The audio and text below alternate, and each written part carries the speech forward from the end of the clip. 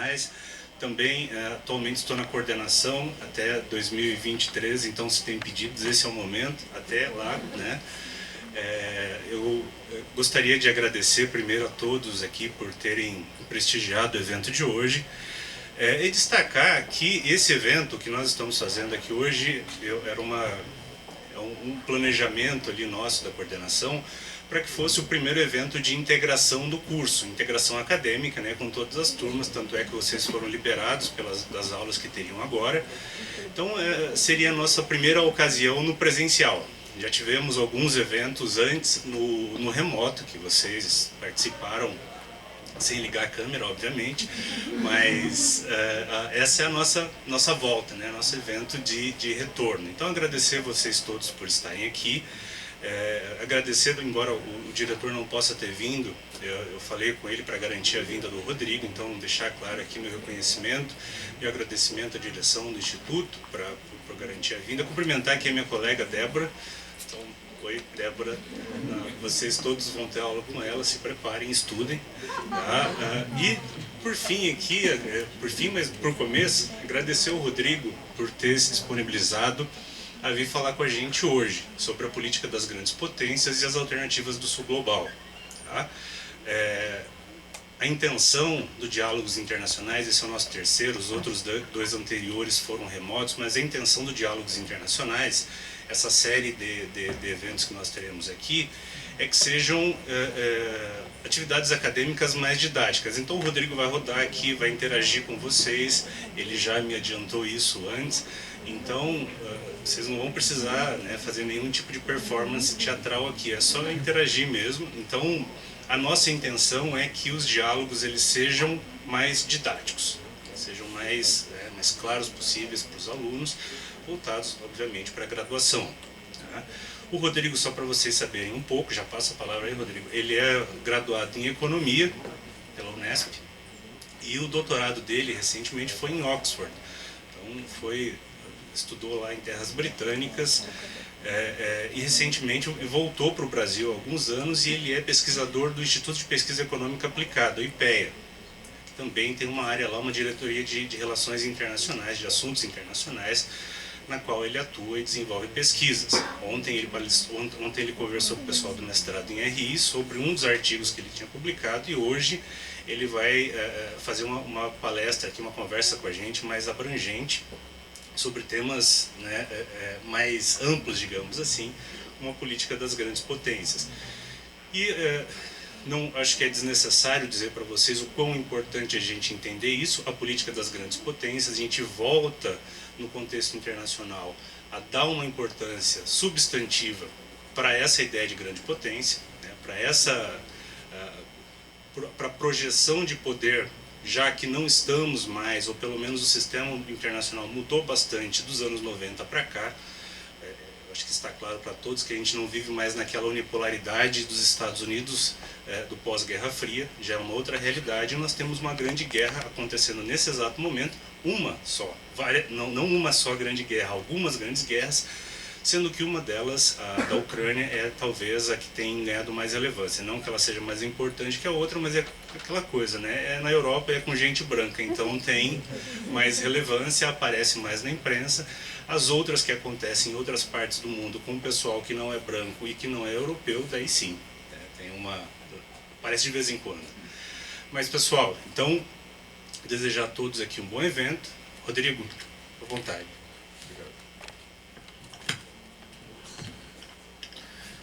Boa tarde a todos e todas. Muito obrigado pela apresentação. E é um prazer estar aqui, poder conversar com vocês e discutir um pouco algo que afeta o mundo inteiro. Eu desejo a vocês voltaram há pouco tempo, né? As aulas, então também desejo a vocês todos um ótimo retorno às atividades presenciais. Espero que vocês possam aproveitar bastante o ambiente universitário e contribuir para que a universidade continue com o seu papel de ensino, pesquisa e extensão. Então, eu vou começar com uma pergunta, tá? Vocês podem escolher uma opção. A primeira é se nós talvez já estamos em um contexto de nova Guerra Fria. Vamos pensar Estados Unidos e China, por enquanto. Deixar a Rússia e outros um pouco de lado no momento. Segundo, se talvez uma nova Guerra Fria ainda não começou, mas vai começar em algum momento ao longo dos próximos 20 anos. E terceiro, se vocês acham que nós não vamos ter uma nova Guerra Fria. Ou seja, a antiga Guerra Fria foi uma coisa muito única, tá? E que pelo menos dessa vez não vai se repetir, ou caso aconteça, só no futuro muito distante, então é muito difícil fazer qualquer tipo de previsão. Não tem resposta certa e errada, tá? Ninguém sabe exatamente o que vai acontecer. Então, assim, levanta a mão quem acha que nós já estamos, tá, nesse momento, em um contexto de nova Guerra Fria. Levanta a mão.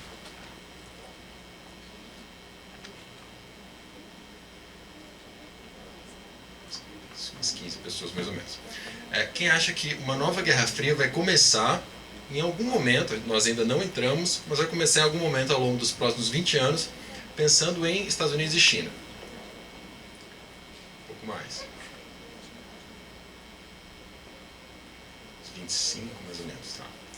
E quem acha que nós não vamos ter uma nova Guerra Fria? Tá? É uma outra coisa.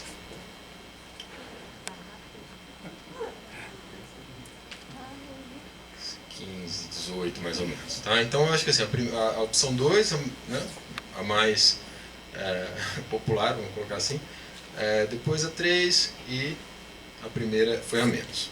Uma outra pergunta, então. Vamos supor agora, tá, que algo, vamos pensar na primeira ou na segunda opção só, da pergunta anterior.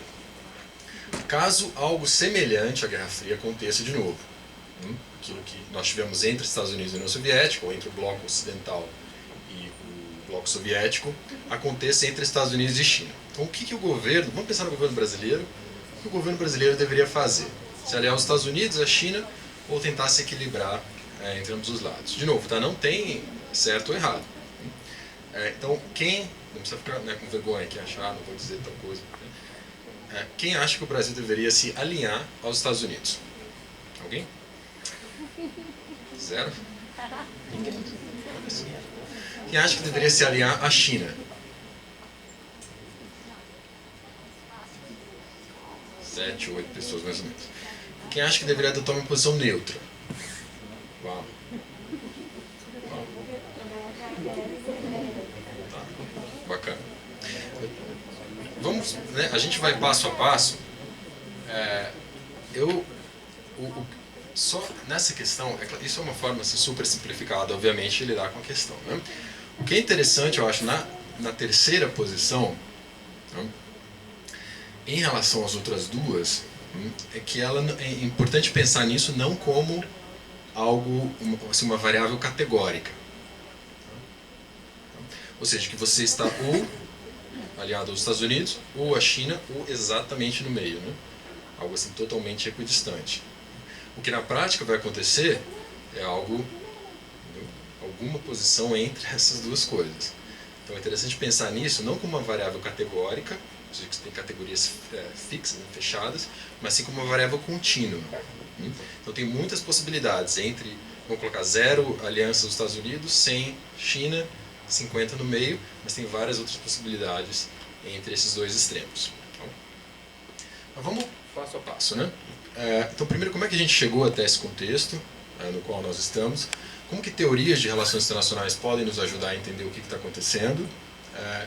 Aí sim, fazer uma comparação entre semelhanças com a Guerra Fria e diferenças. O que isso interessa para o Sul Global e depois podemos pensar em alguns cenários também. Vamos passar então rapidamente o que aconteceu a partir, principalmente, né, de metade dos anos 80.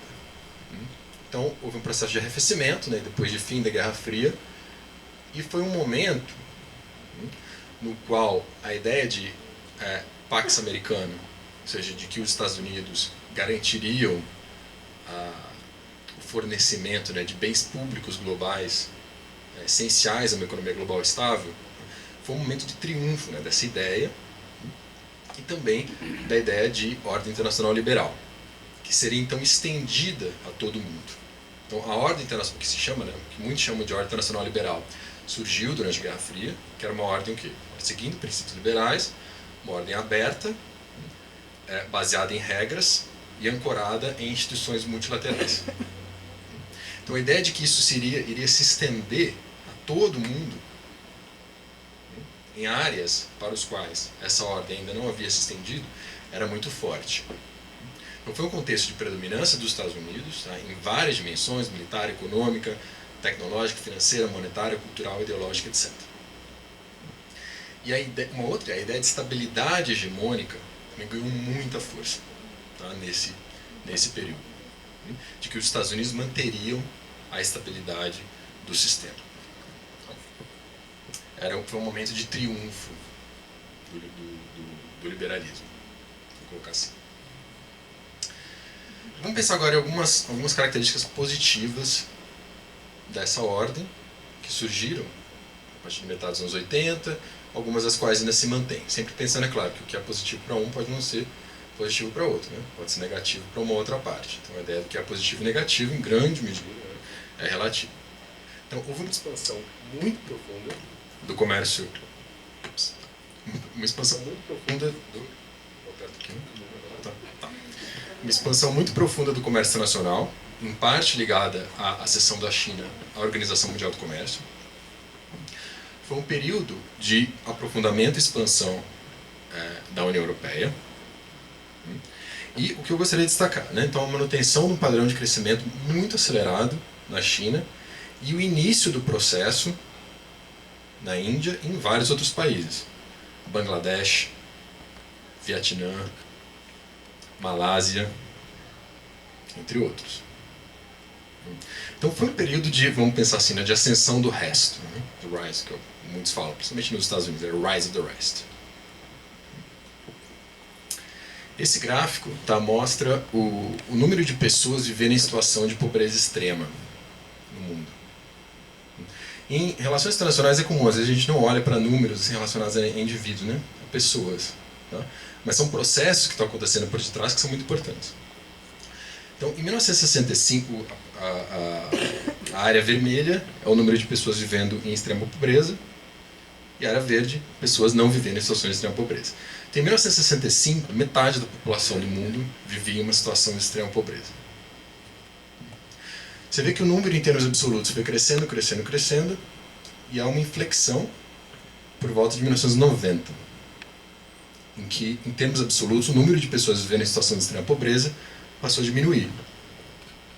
Em 2015, 10% das pessoas no mundo viviam em situação de extrema pobreza.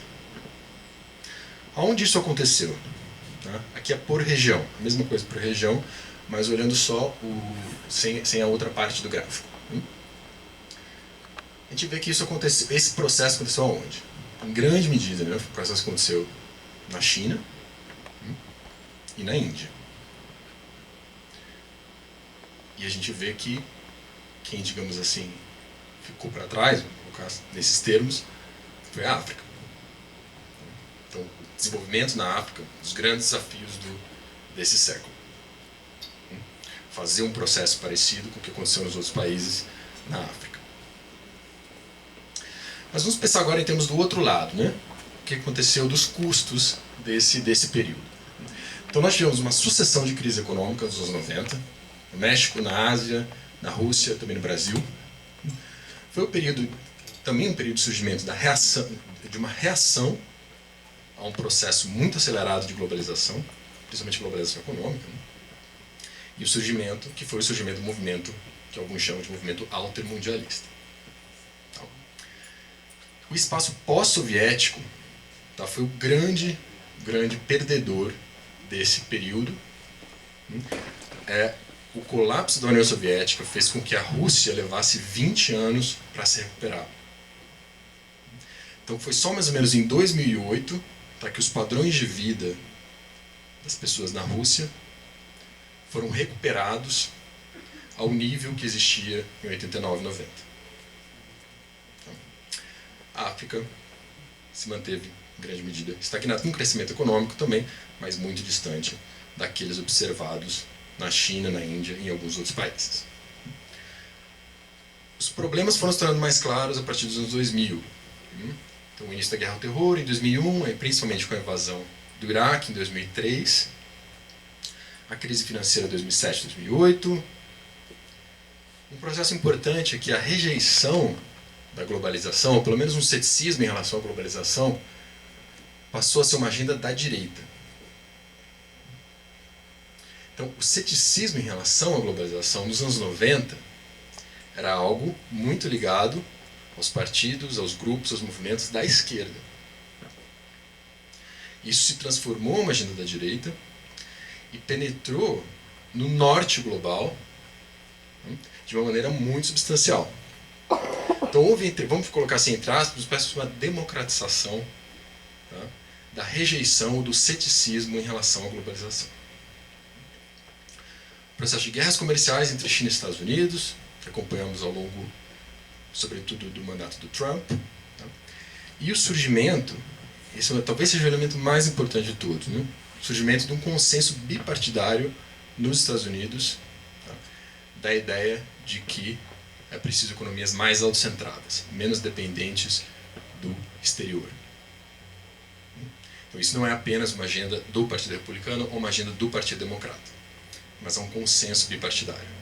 Assim como há um consenso bipartidário nos Estados Unidos de que a China é uma competidora ou uma ameaça. Isso vem de ambos os partidos. Isso é um elemento muito importante. É um contexto também de menor... Isso não é nem negativo, essa última parte talvez não devesse estar ali, né? Porque é só algo mais descritivo. Então, e há uma menor preocupação com o terrorismo. Né? Isso também é uma mudança importante na política de segurança dos Estados Unidos. Então, há 10 anos atrás, eu organizei um livro sobre terrorismo, né? O Edson, inclusive, escreveu um capítulo. E olhando para os discursos do governo dos Estados Unidos na época, 10 anos atrás, a principal preocupação securitária dos Estados Unidos era o terrorismo. Isso mudou num período relativamente curto. O que também é um exercício de humildade para a gente, né, em termos assim, da nossa capacidade de prever o que vai acontecer. Né? Você vê, num período relativamente curto, né, de 10 anos, uma mudança muito grande nas prioridades de segurança dos Estados Unidos. Aí é onde... Isso é o que nós temos até agora, né, no momento. Então o que vai acontecer daqui para frente? Tá? Aí eu acho que as teorias de relações internacionais podem nos ajudar um pouco. Não vou falar assim de todas as tradições teóricas, porque são muitas, e tem algumas também que eu não conheço em muitos detalhes, mas vamos pegar algumas. Tá?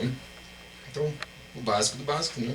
A tradição realista, pessoas como John Mearsheimer e o Graham Allison, então eles dizem que, principalmente o John Mearsheimer, né, bastante normativo, né? Então o que ele diz é que os Estados Unidos devem enfrentar a China, devem conter a China, e manter a preponderância militar. Um pouco a ideia de que os Estados Unidos devem tentar se manter como uma potência assim, para sempre, né? Indefinidamente. Ao mesmo tempo, tá, eles colocam que China, Estados Unidos, Rússia agem como agem, independentemente de seus regimes, independentemente do tipo de governo que eles têm. Esse é um ponto interessante da tradição realista. Se a China tivesse um governo democrático, ela se comportaria da mesma forma. O governo chinês se comportaria da mesma forma. Se os Estados Unidos tivessem um regime autoritário, o governo americano se comportaria mais ou menos também da mesma forma. O crescimento do poder da China é percebido como ameaça securitária pelos Estados Unidos, é um ponto que eles colocam, e uma analogia que o Graham Allison usa é a que ele chama, né, de armadilha de Tucídides, que vem da história da Guerra do Peloponeso, no qual o crescimento do poder de Atenas foi percebido como uma ameaça por Esparta, e foi isso que levou ao conflito. Quanto ao Sul Global, eu vou tentar em alguns momentos aqui falar do Sul Global, porque fica muito ausente, né, de discussões, principalmente nas discussões na Europa, nos Estados Unidos. E aí, o que isso interessa para o Sul Global, qual é o impacto? Né? Ou se aparece como uma espécie de uma nota de rodapé. Né? Assim, segundo essa posição, o Sul Global se aliaria a um dos lados, ou talvez formaria um bloco à parte, um bloco próprio. Vamos ver uma outra tradição, a tradição do liberalismo. Tem alguns que não usam esse termo, tá, na área de relações internacionais, porque o liberalismo é uma filosofia. Né? Então, uma forma de lidar com isso é simplesmente usar o termo liberalismo analítico, né, para diferenciar do liberalismo enquanto filosofia. Assim como eu coloquei aqui no mesmo grupo, tá, outras correntes, vamos chamar assim, ligadas à tradição liberal, né, como, por exemplo, o neoliberalismo institucional. Então, o que eles colocam é o seguinte, né, então, estados são racionais, né, governos são racionais. Então, por que eles sacrificariam ganhos de cooperação, ganhos econômicos, por exemplo, e optariam por entrar em um conflito? Então, o que eles colocam é que Estados Unidos e China podem, então, não entrar em conflito por essa razão. Por que o governo chinês faria isso, por exemplo? Se indisporia ou escalaria disputas com os Estados Unidos ao ponto de que elas passassem a gerar problemas econômicos. Por quê? Qual a racionalidade disso? Se a China se beneficiou tanto dessa ordem, por que ela colocaria em perigo essa mesma ordem? Ao mesmo tempo, um ponto que o Joseph Nye coloca é que os Estados Unidos precisam fornecer bens públicos globais. Porque, segundo ele, o governo chinês não está disposto a fazer isso. E caso nenhum deles forneça bens públicos globais, o mundo entraria no que ele chama de armadilha de Kindleberger, que vem de um teórico chamado Charles Kindleberger. E o que ele coloca é o seguinte, que no período entre guerras, a Grã-Bretanha havia perdido o status de potência, havia perdido o papel de grande potência, mas os Estados Unidos havia se tornado a principal potência do mundo, mas nenhum nem outro se dispôs a fornecer bens públicos globais, como, por exemplo, a manutenção da segurança, livre circulação nos oceanos, um sistema financeiro internacional minimamente estável, entre outros. E isso levou a um vácuo. Nenhum dos dois quis assumir uma posição de liderança. E daí veio a Segunda Guerra. Esse é o ponto que eles colocam. No construtivismo, né, então os autores ligados à tradição construtivista têm falado menos, tá, sobre o tema do que outros ligados à tradição realista e à tradição liberal. Mas, assim, o que eles colocam é que grupos sociais, estados são grupos sociais, eles agem com base em normas sociais ou identidades. Então, a diferença dos demais, dos anteriores, perdão, da tradição realista e da tradição liberal, não há um pressuposto de racionalidade aqui.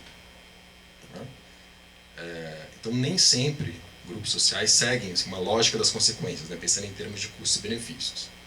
Mas sim, seguem normas que já estão estabelecidas ou suas próprias identidades. Tá? Então, um ponto que alguns deles colocam é que, por exemplo, armas nucleares britânicas, francesas, israelenses, não são vistas pelos Estados Unidos, pelo governo dos Estados Unidos, como uma ameaça. Mas armas russas são. Então, por quê? Porque existe uma identidade compartilhada, né? É algo para além de puramente interesses. Né? Existe uma identidade compartilhada entre o governo dos Estados Unidos e alguns outros governos estrangeiros, como, por exemplo, o governo britânico, o governo israelense, entre outros. Eles também apontam para o fato de que muitas normas sociais mudaram ao longo do tempo. Por exemplo, o fim dos impérios coloniais. Algumas décadas atrás, a existência de impérios coloniais era algo visto por muitos como normal. E isso mudou. Né? Então, foi mais do que uma mudança apenas material. Foi uma mudança normativa, no sentido do que é considerado como correto internacionalmente. Tá? Normas sociais nesse sentido. Impérios coloniais desapareceram, né? Mas mais do que isso, né? A própria ideia da existência de impérios coloniais é vista internacionalmente hoje como inaceitável. Assim como outras normas também.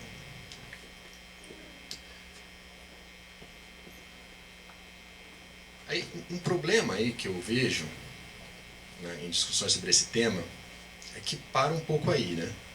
Você tem assim, realismo, tradição liberal, às vezes construtivismo, e aí se interrompe, né? Como se não houvesse, como se não existissem outras tradições. Né? E uma que eu tenho visto, tenho lido sobre isso, vem da área de história ou de chamado estudos de área, né? Assim, especialistas sobretudo especialistas em China. Um autor que eu tenho lido que eu tenho gostado muito é o Yong Han Chu. Ele está atualmente na Universidade Nacional em Taiwan. E o que ele coloca é que o governo chinês é reformista e não revisionista. Ou seja, não há interesse por parte do governo chinês em promover mudanças profundas na ordem internacional, porque a China se beneficia dessa mesma ordem.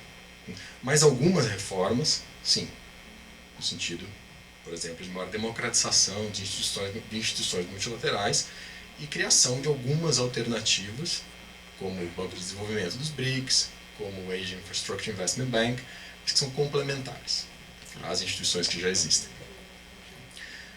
Tem muita coisa que está nesse livro, tá? Que é muito interessante, tá? Que está ali.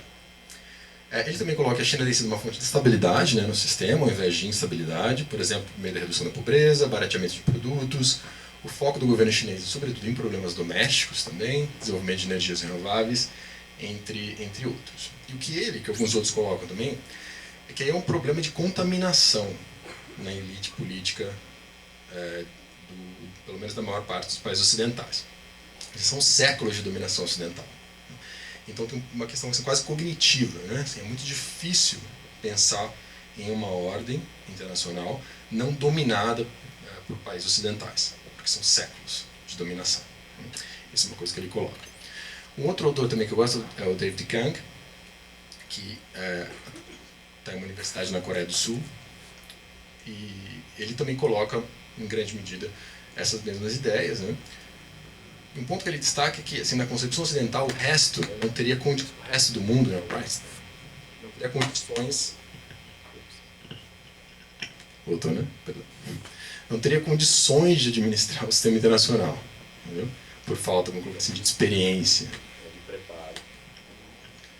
Mas, segundo ele, isso não é verdade, né? China e Índia poderiam contribuir para uma outra ordem, melhor que a atual, enfatizando, por exemplo, questões ligadas ao combate à pobreza, né, ao desenvolvimento, entre outros. Bem, mas temos ou não, né, uma nova Guerra Fria. Então vamos ver algumas frases, né, ditas por líderes de países ocidentais ou que estão em documentos oficiais de governo. Então a primeira, eu coloquei em inglês só para padronizar, tá? Mas a primeira está na Estratégia Nacional de Segurança dos Estados Unidos, né? Essa foi feita na época do Trump.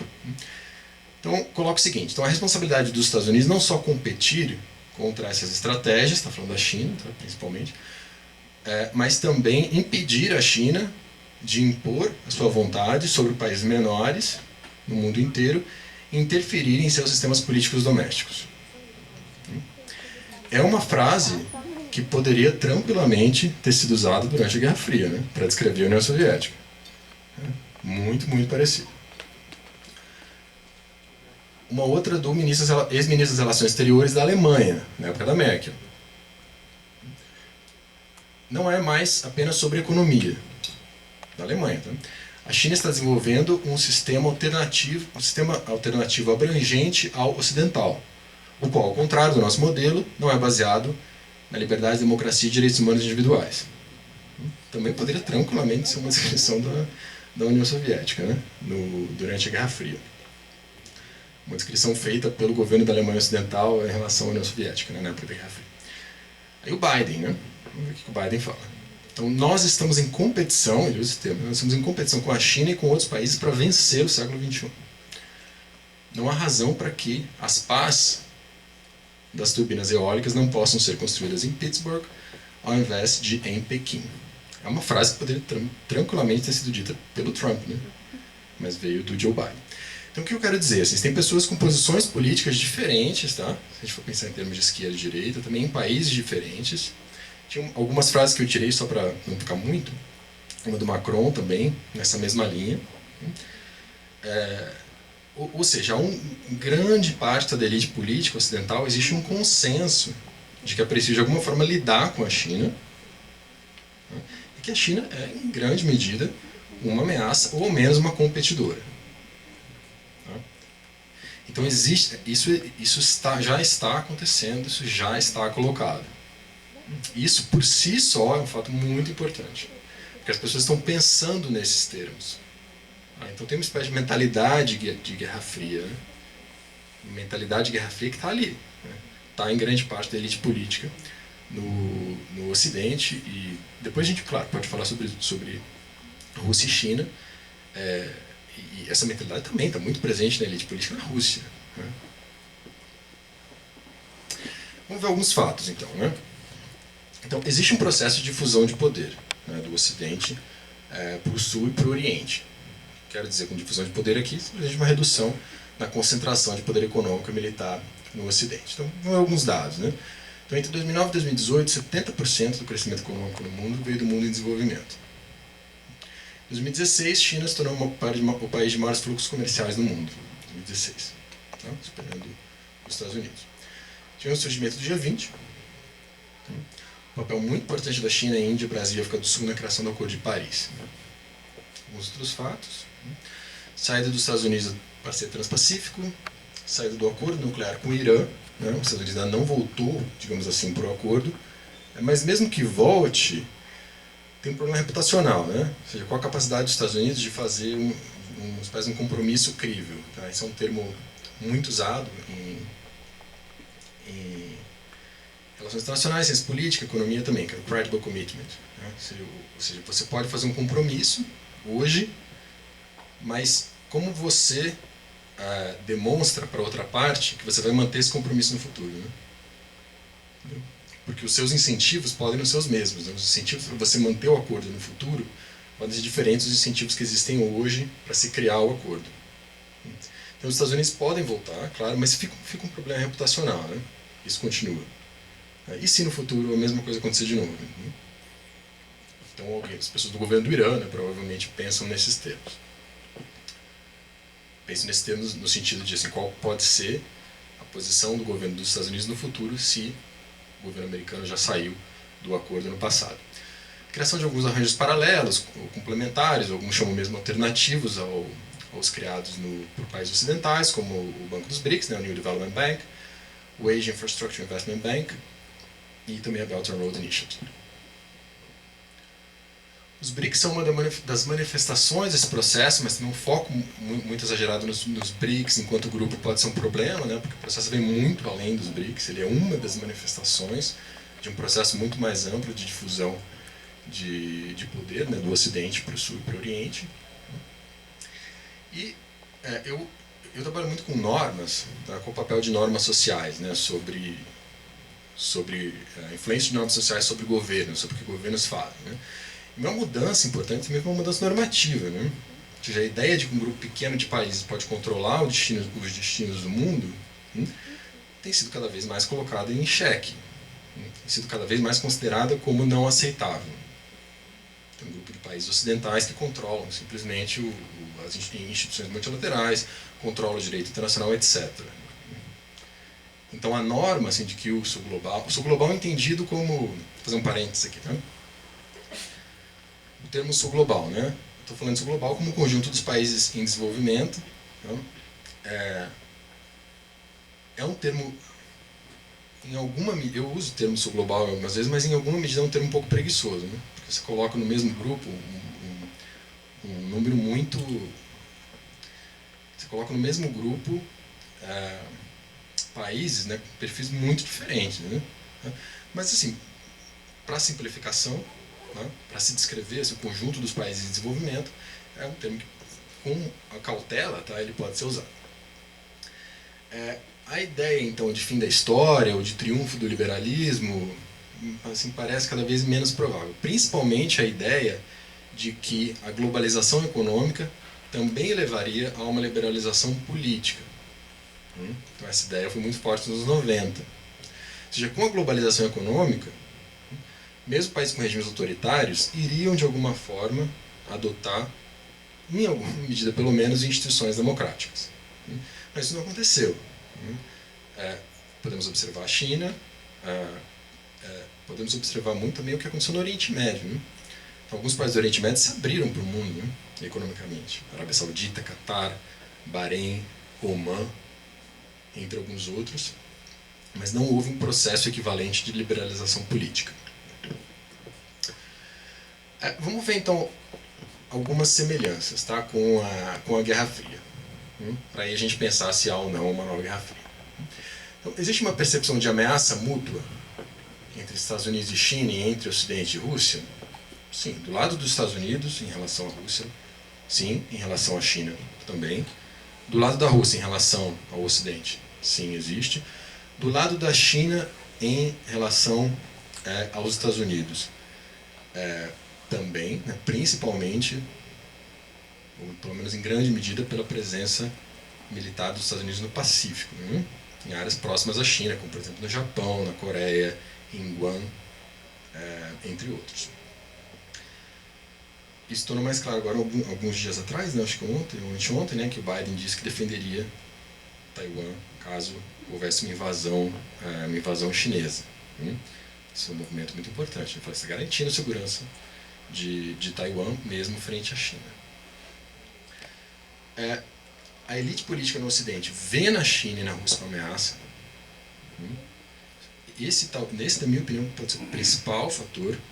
Existe um consenso entre a elite política que passa de direita a esquerda, né? Ou que vai além de direita e da esquerda.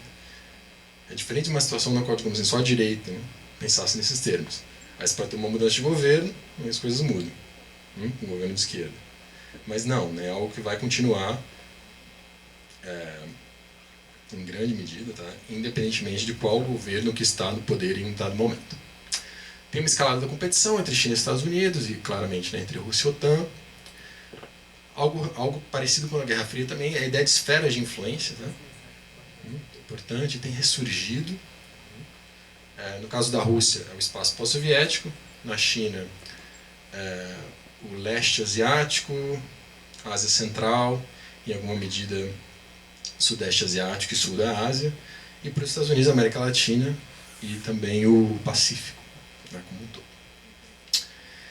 Em relação à Rússia, eu queria mostrar esse gráfico, é o seguinte, então esse é um dado simples, tá? O PIB, Estados Unidos, China e Rússia, de 1960 até agora, até 2020. O que eu quero destacar aqui é o seguinte, né, que a Rússia é muito menor, né, do que a China em termos econômicos. Tá? Então a Rússia tem uma economia cujo tamanho é mais ou menos parecido à da economia brasileira.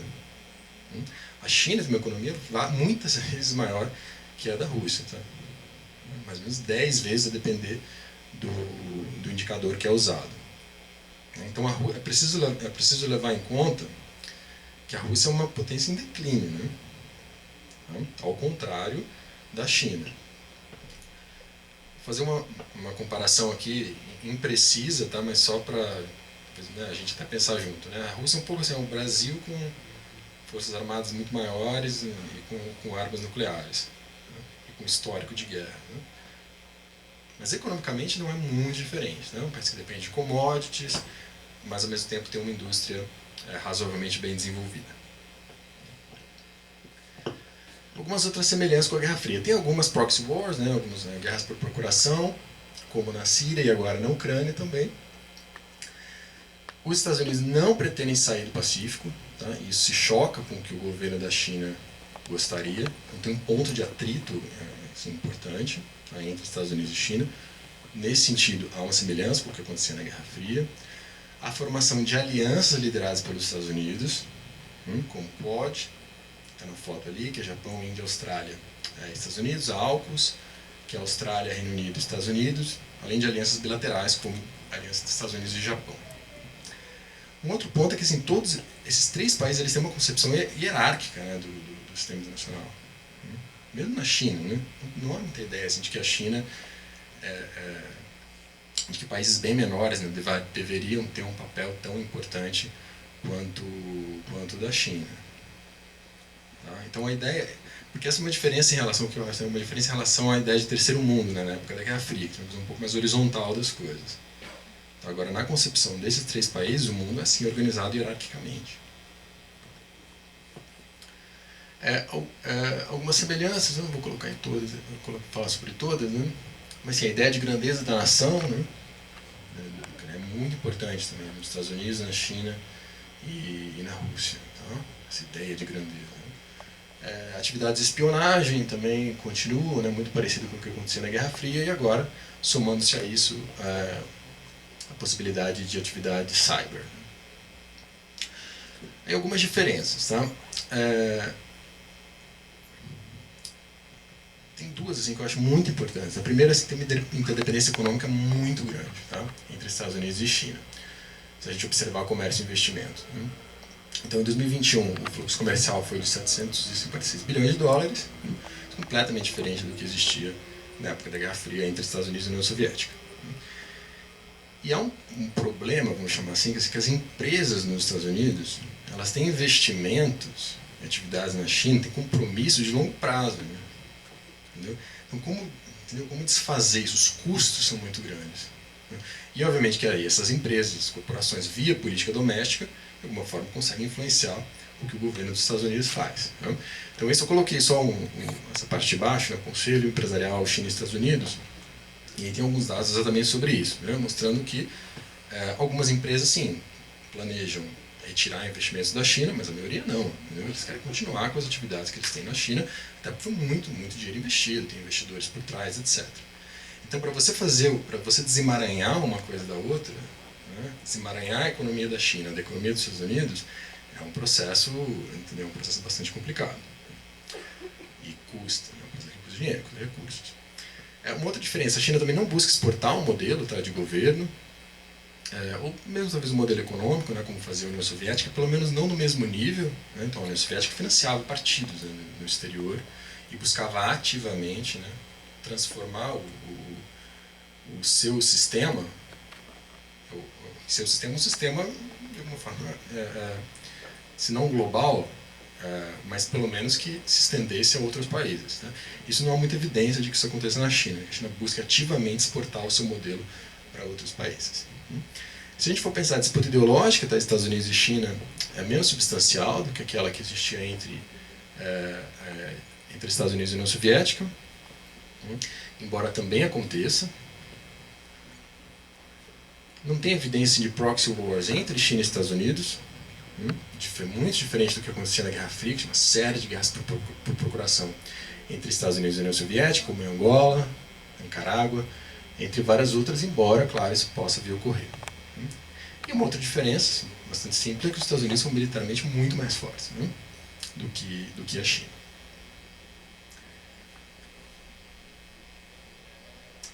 Vou pular isso aqui para não ficar muita coisa. Um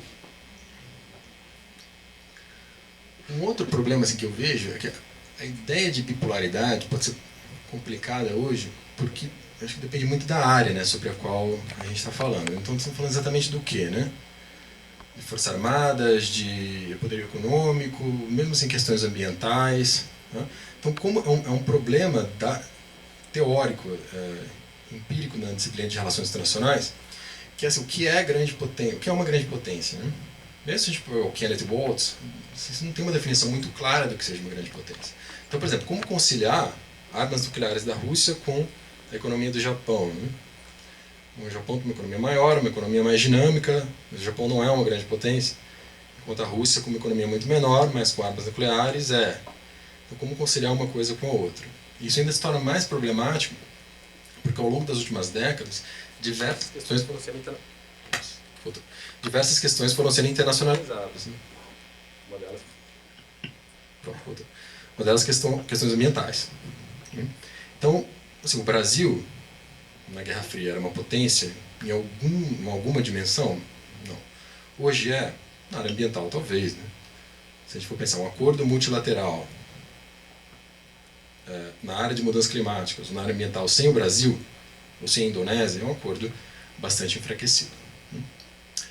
Uma outra diferença é uma coisa que o John Mearsheimer coloca, mas vai num outro sentido. E é o seguinte, tá? Uma guerra entre Estados Unidos e China pode, na verdade, ser mais provável do que uma guerra entre Estados Unidos e União Soviética, pelo local onde essa guerra aconteceria. Então, uma guerra entre Estados Unidos e União Soviética, ou hoje entre Estados Unidos e Rússia, é algo muito mais dramático, porque seria uma guerra territorial na Europa.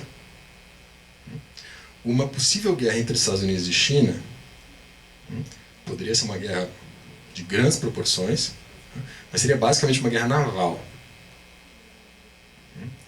Então, a probabilidade, né, de ampla assim, destruição de ativos, né, de infraestrutura, poderia ser menor. Essa é uma questão que ele coloca, tá? O John Mearsheimer. Eu vou... Assim, tem alguma questão, para não ficar muito longo, né? Não sei o que vocês acham, né?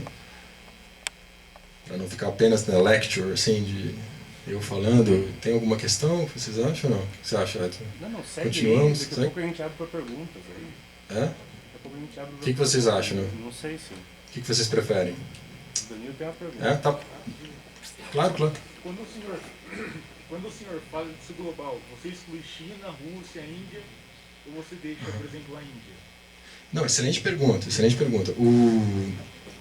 Assim, o sul global, sim, inclui China, inclui Índia.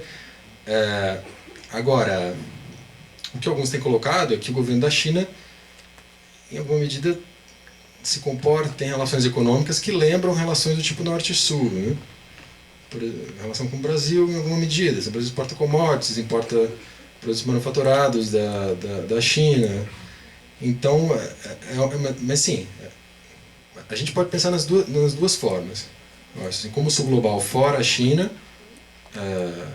se comportaria em relação às relações entre essas duas potências, né? E como o sul global, incluindo a China, se posicionaria em relação aos Estados Unidos, né? Incluir a Rússia, alguns incluem a Rússia também, né? Mas o problema é que assim, a Rússia é uma potência realmente uma potência em declínio, né? Então incluir a Rússia pode ser um pouco complicado. A Índia com certeza. O que acontece é que sul global, a gente pode pensar em termos puramente objetivos, tá? Nessa categoria sul global, ou seja, o conjunto dos países em desenvolvimento. Aí sim, você inclui Brasil, China, Índia, toda a África, todo o resto da América Latina, entre outros. Mas o sul global também a gente pode pensar no sul global como identidade, né? Então, identidade, né? Qual a identidade política externa dominante assim, no Brasil? Ou qual o papel da identidade do Brasil como um país do sul global? Então isso pode determinar decisões, posições de governo. Mas então, aí é sempre... Assim, a categoria sul global ela precisa ser usada com cautela em grande medida por causa disso. Mas é uma excelente pergunta essa. Tem alguma outra questão ou seguimos? O que vocês acham? O BRICS ele não está muito mais enfraquecido hoje em dia, justamente porque a China e a Rússia elas são muito mais preocupadas com relação ao âmbito bilateral do que no multilateral. Assim, o BRICS, assim, há 3 anos atrás, eu publiquei um artigo sobre o BRICS, né? E há 3 anos atrás, ninguém estava falando sobre o BRICS. Um artigo quase estranho, digamos assim, que estava um pouco fora, né? Do que as pessoas estavam falando. E agora, de alguma forma, parece ter ressurgido. Tá? Eu acho que, em alguma medida, sim, em alguma medida você está certo. Tá? Mas se a gente observar o longo prazo, tá? Não é difícil imaginar o surgimento de algo do tipo esse movimento dos não alinhados, ou algo do tipo, algo nessa linha. E aí, nesse sentido, assim, os BRICS poderiam ter um papel importante. Tá? Agora, o problema é um foco exagerado nos BRICS, tá? Que nos leva a não perceber um processo muito mais amplo de difusão de poder do Ocidente para o Sul e para o Oriente. Esse é um processo muito maior, né? Muito mais complexo. Os BRICS são uma das manifestações desse processo. Agora, vamos pensar agora na guerra na Ucrânia, né? Depois a gente pode falar sobre isso, né? Se vocês quiserem. O BRICS, de alguma forma, foi útil, né? Para a Rússia, no sentido de que, em alguma medida, prevaleceu, né? Uma identidade, vamos chamar assim, do sul global. Né? Se nenhum dos outros BRICS se posicionou claramente contra o governo da Rússia, ainda que fazendo comentários sobre contrários a uma guerra, contrários à violência, etc. Mas eles não atacaram a Rússia diretamente. Nesse sentido, é claro, a gente não sabe em que medida que isso foi articulado via BRICS. né? Mas na prática isso aconteceu, né? Então os governos do Brasil, da África do Sul, da China e da Índia têm adotado posições assim, bem cautelosas ou tímidas em relação ao conflito. Seguimos? O que vocês acham? Tá. E assim, o Sul global, né? Então, o que assim, o Sul global deveria fazer nesse cenário? Bem, vamos fazer uma retomada rápida então, de como eram as coisas durante a Guerra Fria. Então, não se falava em Sul global à época, mas o Sul global hoje é um pouco herdeiro da ideia de terceiro mundo, que surgiu durante a Guerra Fria. E o terceiro mundo seria o quê? Seria uma alternativa em relação ao primeiro mundo, do Ocidente desenvolvido, e o mundo, o bloco liderado pela União Soviética. Então o terceiro mundo ele surgiu, ele foi um processo de surgimento de uma consciência, né, de que países, vários países em desenvolvimento estavam muito longe dos centros, dos principais centros de decisão no mundo. E distantes também dos principais centros dinâmicos da economia mundial, que eles tinham que buscar alternativas. Um elemento muito importante nesse processo foi a descolonização. A descolonização foi central nisso. Então, se nós pegar, aqui na foto está o Haile Selassie, imperador da Etiópia, e o Nasser, presidente do Egito. E um sucedeu ao outro na presidência da Organização da Unidade Africana. Se a gente for pegar um ano só, até em 1960, que foi chamado o Ano da África, então 17 países surgiram na África, 17 novos países surgiram na África. Você imagina agora, em 2023, por exemplo, você tem 17 novos países no mundo. E para os governos desses países, você colocou um dilema. Então, como a gente deve navegar em um mundo dominado por dois blocos, né? Pelo bloco ocidental e pelo bloco soviético? Então, como a gente deve se posicionar? Então, muitos deles foram buscando alternativas e mais autonomia, né, nesse sistema. De forma que eles tivessem, digamos assim, as suas próprias coisas. Né? Tivessem suas próprias instituições e que dependessem dos Estados Unidos e da União Soviética em alguma medida, né? Mas que mantivessem condições de ter uma política externa própria, né? De tomar decisões autonomamente. Então, para o Sul global, a gente pode pensar especificamente na América Latina, tá? O processo de arrefecimento, fim da Guerra Fria, teve dois elementos muito importantes. Né? Muito importantes. Então, primeiro, que foi uma menor tolerância a regimes autoritários. Então, nós tivemos uma onda de redemocratização no mundo, na América Latina, na Coreia do Sul, Taiwan, entre outros países. Então, parece que a disposição das pessoas em aceitar a existência de regimes autoritários passou a ser bem menor. Isso foi parte do que o Samuel Huntington chama de terceira onda democrática no mundo. Um outro ponto importante foi que a ideia de que existiam alternativas econômicas plausíveis a um modelo de economia de livre mercado foi colocado em xeque. Então, foi um período no qual modelos de economia centralmente planejadas, como na União Soviética, e de modelos nacional desenvolvimentistas, como os da América Latina, por exemplo, foi um período da ideia de que esses modelos haviam se esgotado ou fracassado. E que a busca pelo desenvolvimento ela deveria traçar outros rumos, trilhar outros rumos. Então, o desenvolvimento não seria atingido via modelos nacional desenvolvimentistas, por exemplo, mas sim via integração uma economia global. E esse, em grande medida, foi um modelo adotado na China. Então, a China se abriu para o mundo, ainda que como economia assim, planejada pelo Estado. Mas o crescimento econômico da China foi, em grande medida, um crescimento driven, né? Foi gerado por exportações, né?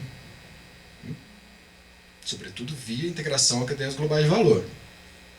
Então, o processo de abertura científica na China é muito importante. Participação em redes de pesquisa científica no mundo, investimento pesado em ciência. E isso, aos poucos, é claro, foi dando frutos. Então, naquele contexto, a própria ideia assim, de terceiro mundo perdeu um pouco de sentido. Entendeu? Então, seria assim, uma alternativa em relação a quê? Então a ideia foi simplesmente se apagando e ressurgiu depois, né, como a ideia de sul global. Tá?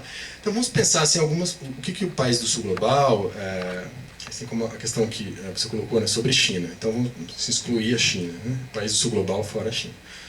E o governo brasileiro em particular, o que eles poderiam, o que eles deveriam fazer? Se aliar aos Estados Unidos, tem algumas vantagens.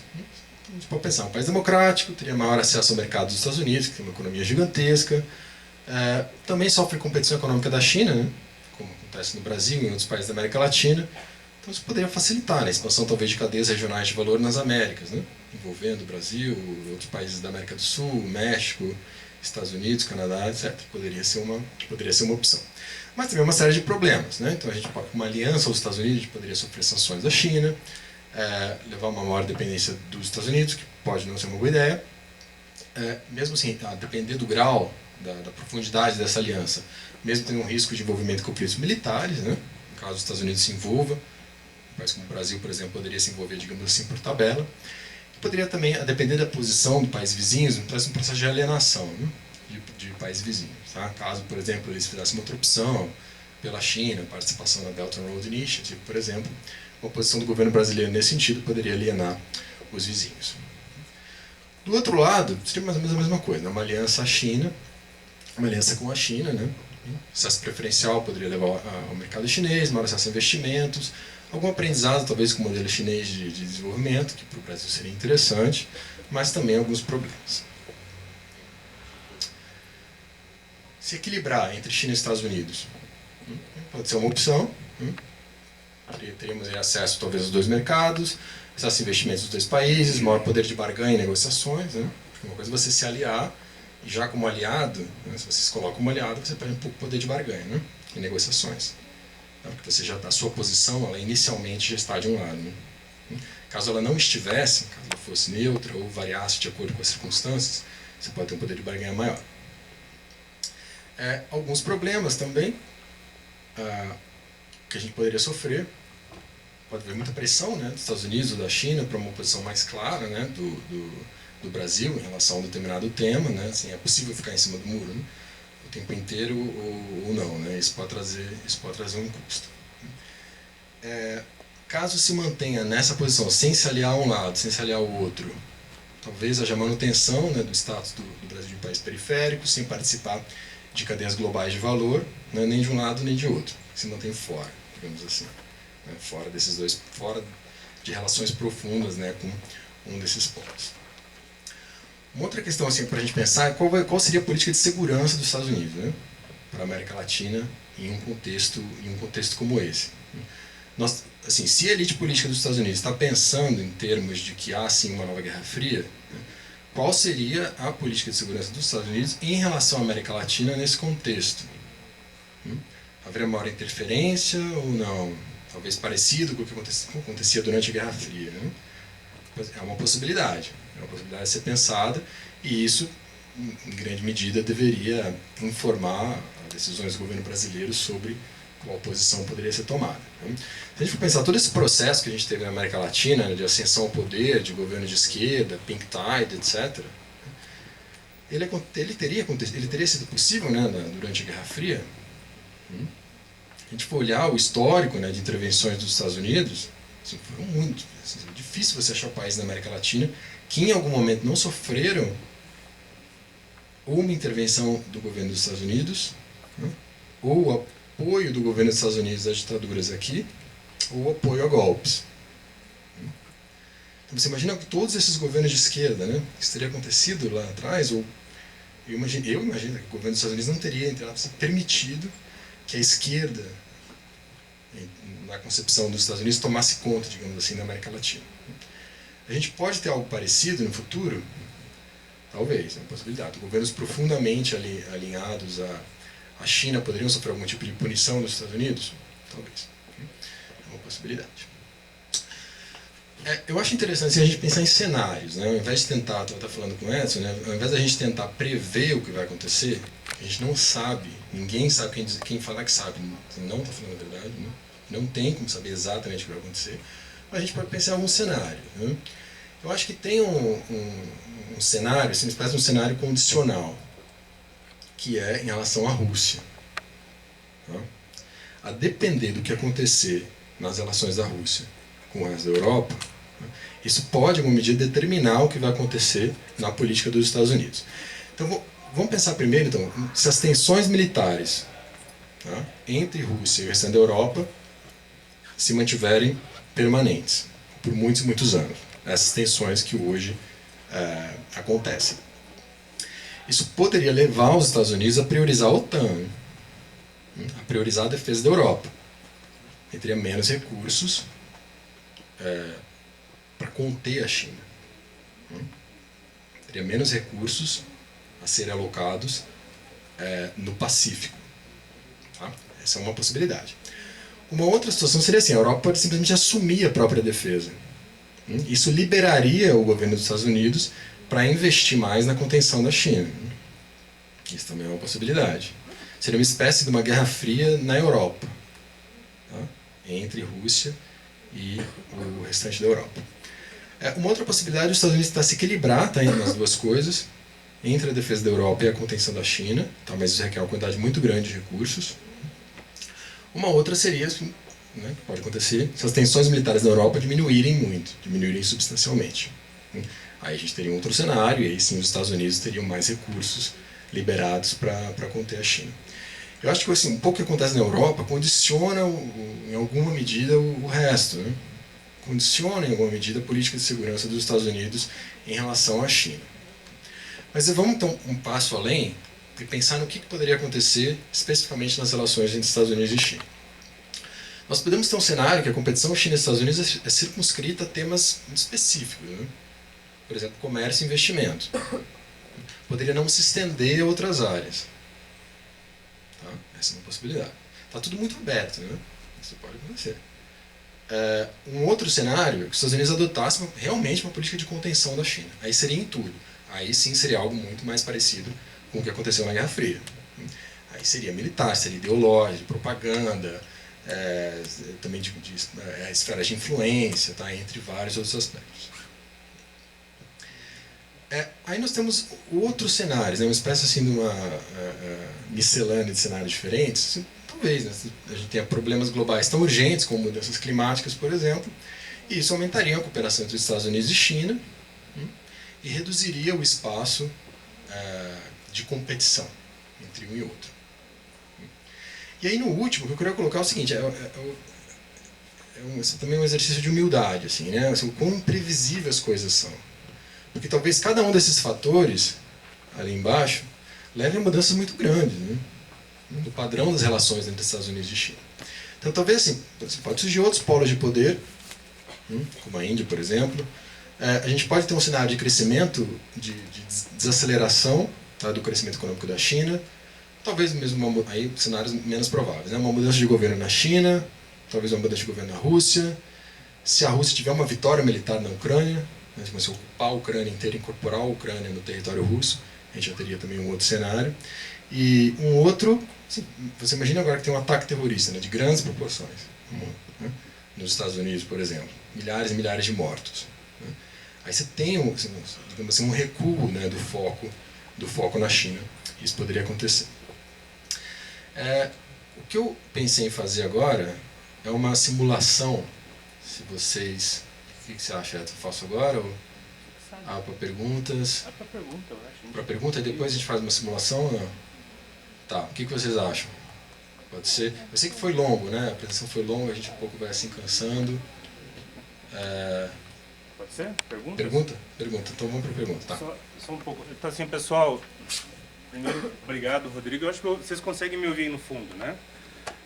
Obrigado, Rodrigo, pela palestra, pela conversa aqui com a gente. Eu acho que atendeu o objetivo do Diálogos, que era fazer uma análise panorâmica sem descuidar da precisão teórica, né, desse aporte teórico que o Rodrigo apresentou aqui e também de um resgate histórico. Então, eu agradeço pelo esforço. Eu sei que sintetizar esse período, esse cenário que a gente vive atualmente é bastante difícil. E abrir para perguntas agora eu acho que é uma boa, mas antes das perguntas, uma questão mais objetiva. Eu acho que vai passar uma lista de presença aí para vocês, botem o nome completo e o CPF, letra legível, tá, pessoal? Porque depois a gente vai ter que digitar esse negócio. E ler hieróglifo é meio difícil, eu não tenho essa experiência, né? Então, Rodrigo, vamos fazer algumas rodadas, se fizerem grupos de pergunta. Alguém tem pergunta? Clara, por favor. Se você puder falar aí, ou quiser vir aqui falar no microfone. Não precisa falar. Bom, boa tarde, professor. Eu queria perguntar, o senhor disse um pouco mais cedo na sua fala que você tem essa linha de pesquisa das normas sociais e tudo mais. Eu queria perguntar como que o senhor vê a projeção ideológica e normativa da China para o resto do sistema internacional, uma coisa mais aliada à parte normativa econômica, pensar na nova rota da seda, ou se você consegue ver uma projeção mais ideológica, político-ideológica mesmo, principalmente na África e na região ali do Sudeste Asiático e do Extremo Oriente. Tá. A gente faz um grupo de perguntas? Pode ser. Mais alguém, pessoal? Mais alguma pergunta? Vamos lá, se encoraje. Pois não, Bruno. Eu só queria que ele comentasse um pouco mais da questão de Taiwan, né? Porque, paralelamente à guerra na Ucrânia, a gente está falando dessas tensões em relação a Taiwan. E como é que está a situação agora sobre esse tema, né? Que ele só pincelou na fala. Pessoal, mais alguém? Vivian? Tem que falar. Fala um pouco mais alto, Vivian, por favor. Aqui eu não ouvi. Pode falar. Se quiser levantar, talvez, né? Acho mais fácil. Solta a voz.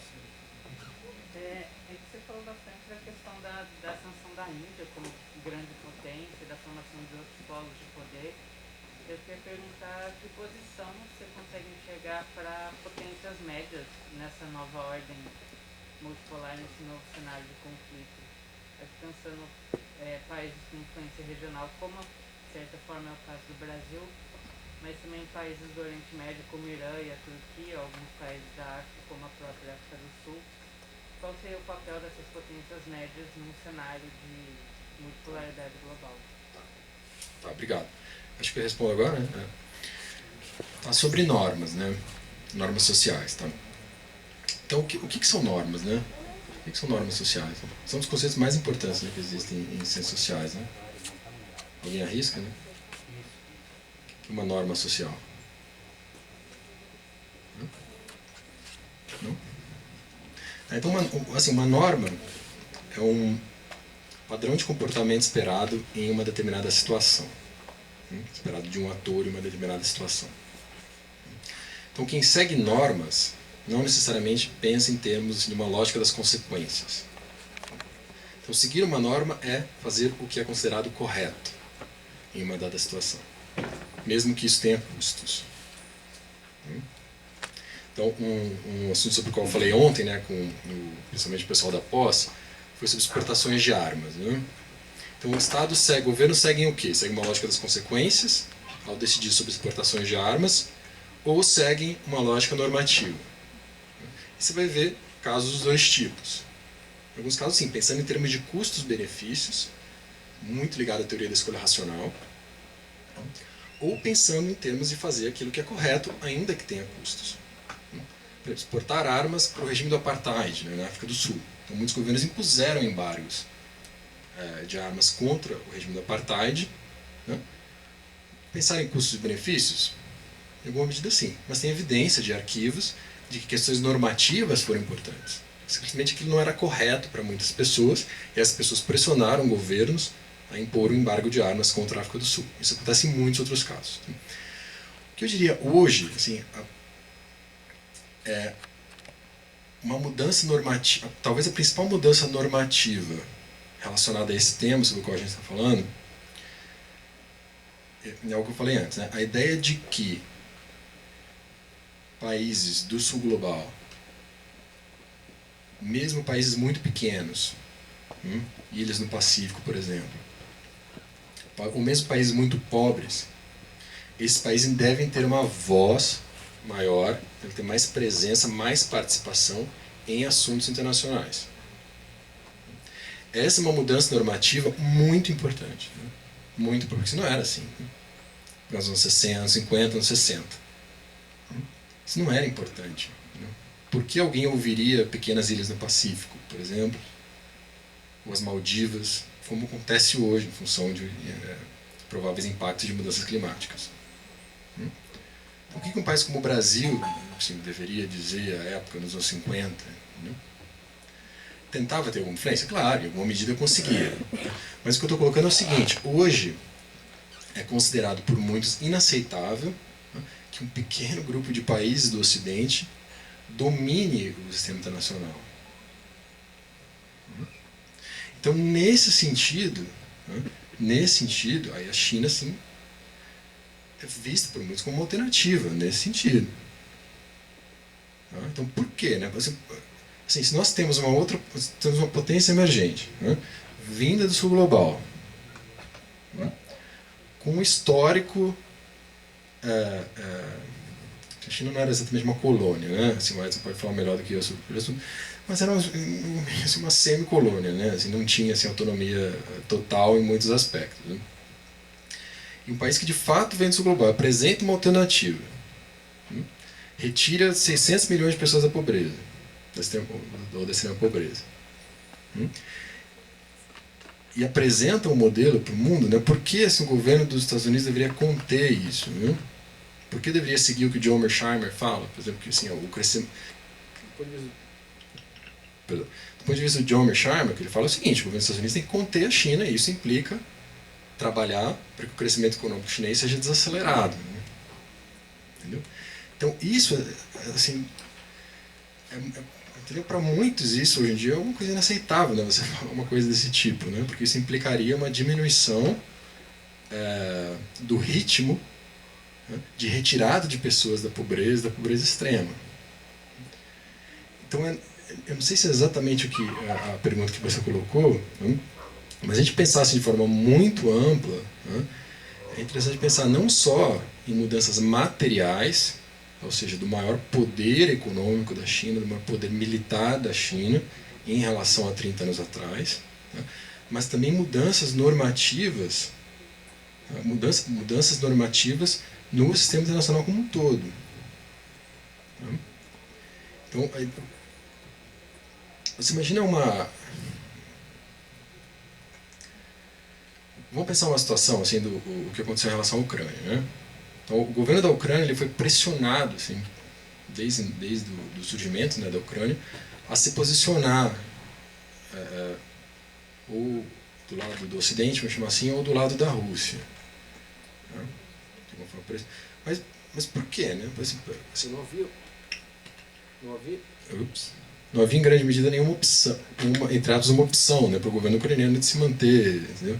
Se manter neutro. Eram pressões constantes para que o governo da Ucrânia se posicionasse, tá, de um lado ou de outro. Né? Isso é aceitável, entendeu? Então é o que muitos assim, no sul global têm colocado. Né? Então, assim, não, teve movimentos de ambos os lados, a expansão da OTAN por um lado, a Rússia não deixando, digamos assim, uma opção para a Ucrânia, né, que deveria obrigatoriamente se posicionar de alguma forma, ou claro, do ponto de vista russo, pró-Rússia, e isso é aceitável, né? Então é esse tipo, acho que, de debate que vai ser muito comum, tá, a partir de agora. Né? Quais são as alternativas? Assim, a gente deveria ou não sucumbir a uma elite política que pensa em termos de Guerra Fria, né, que pensa necessariamente nesses termos. Né? Não sei se é mais ou menos o que você tinha perguntado. Tá. Sobre Taiwan,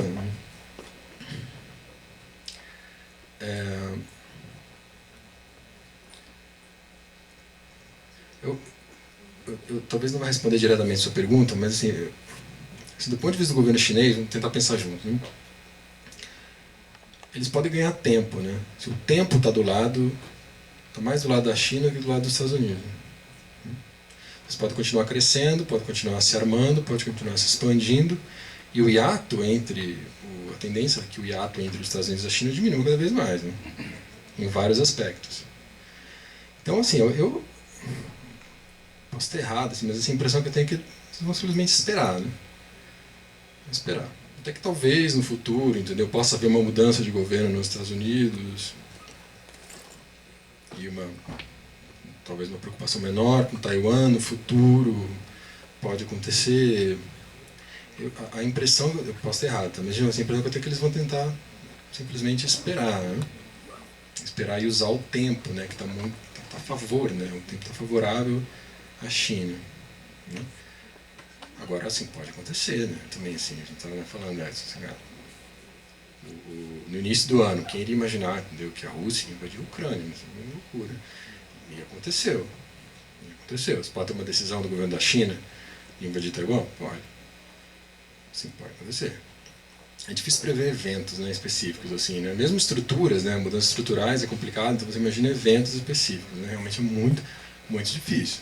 Mas é algo, sim, é algo que pode acontecer. Agora, a posição dos Estados Unidos de garantir a defesa de Taiwan reduz a probabilidade de uma invasão chinesa? Reduz, né? Pensar pela lógica, reduz. Os custos seriam muito altos, né? Os custos para o governo chinês. Né? A outra pergunta sobre a Índia, né? Sobre a Índia, né? Principalmente sobre a Índia, né? E alguns outros também, quais seriam as alternativas, né? Desculpa, eu acho que... Não sei se eu vou... Tá. É um cenário possível, né? Que a Índia se mantenha como se fosse um terceiro, né? Uma terceira assim, peça-chave, né? No sistema. Sim, é possível. Qual vai ser a posição da Índia, né, em relação aos Estados Unidos e à China, né? Assim, as evidências, no momento, né, apontam que ela vai tentar navegar o sistema, né? Então se equilibrar entre os dois polos. Tá? Se a gente for olhar assim, o sul global, tirando os Estados Unidos, Rússia e China, em grande medida já tem caminhado um pouco nesse sentido, né? De tentar não se alinhar automaticamente a alguma das potências que estão em questão em determinado momento, né? Se a gente olhar assim, as posições dos países sul global em relação ao conflito na Ucrânia, tem um pouco disso, né? Eles têm se mantido bem neutros, né? Ou tímidos, evitando entrar em confronto, em conflito, mesmo retórico, com algum dos lados. Eu assim, o grande desafio assim, dos países em desenvolvimento vai ser navegar nesse sistema, tá? Dominado provavelmente pelos Estados Unidos e pela China, e manter em alguma medida, entendeu, a importância a ênfase em questões relacionadas ao desenvolvimento, né? Entendeu? Combate à pobreza, saúde, entre outras. Né? Porque se a gente for pensar, a tendência vai um pouco no outro sentido, né? A tendência, a gente está falando de retorno da competição entre grandes potências, de preocupação com controle territorial, com esferas de influência, com forças armadas, etc. Então, os orçamentos militares na Europa aumentando. Então, e cada vez, é claro, menos recursos para outras questões, né? Então, porque assim, a atenção de governos, a atenção das pessoas, de líderes, é limitada, né? Se você der mais atenção para um determinado tema, a tendência é que para outras questões você dê menos importância. Recursos também são limitados, né? Assim, 100 bilhões de dólares que você coloca em exército são 100 bilhões de dólares a menos para outras áreas, saúde, educação, combate a mudanças climáticas, etc. A gente pode fazer uma simulação, não sei o que vocês acham. O que você Pessoal, acha, aquela do chocolate. Pessoal, vamos fazer um jogo, a gente pode chamar só um grupo aqui ou chamar todo mundo? Não, fica todo mundo aí onde está mesmo. Não precisa vir aqui na frente, não. Então a gente vai ter uma simulação aqui, porque a proposta é para ser didática, com o financiamento do IPEA, o chocolate que vai ser distribuído para vocês agora. Só preciso de... Vou precisar de ajuda, cara. Então são moedas de chocolate, tá? Eu faço a simulação, você acha que vai dar errado?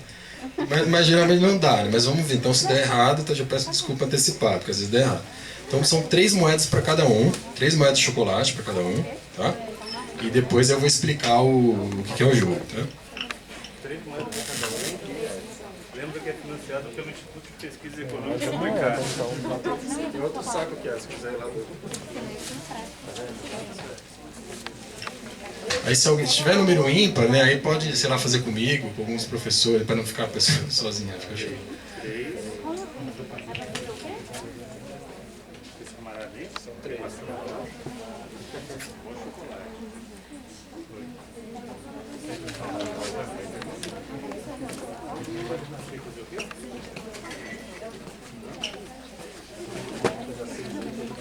Come não, gente. Eu acho que você vai usar esse negócio. É de comer, mas não é pra comer ainda. Mas eu acho que a gente vai usar esse caldo. Eu não tô entendendo muito o que funciona. Você que tá preparando. Não sei não. Não é desse tipo, não. É porque nós já fizemos o Papai Noel pegando moedinhas no chocolate. É pra fazer o quê? Dupla? Eu não sei não. Peraí que ele vai explicar. Gente, eu tô brincando. Todo dinheiro vivo na minha mão.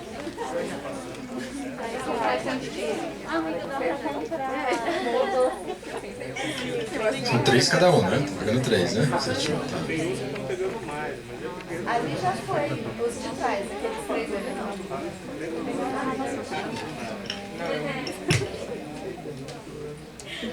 Gente, eu não vou dar pra ninguém. Essa parte forte da população. É a população que eu sei.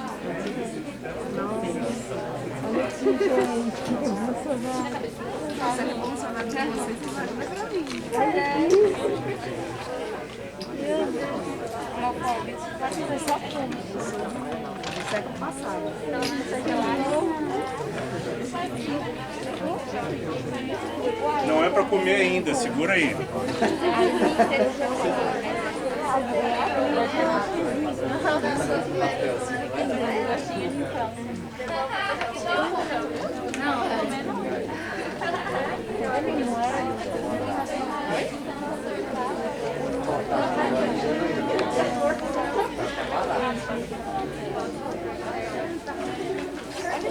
Você ganhou?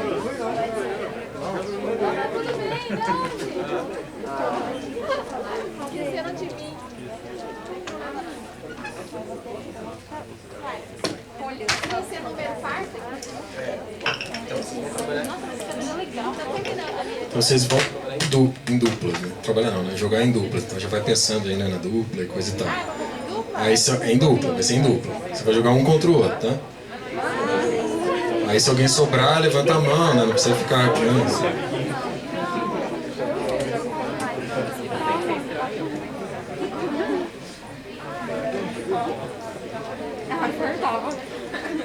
Aí se ficar alguém sem dupla, aí vai com o Edson. Ou com a professora Débora.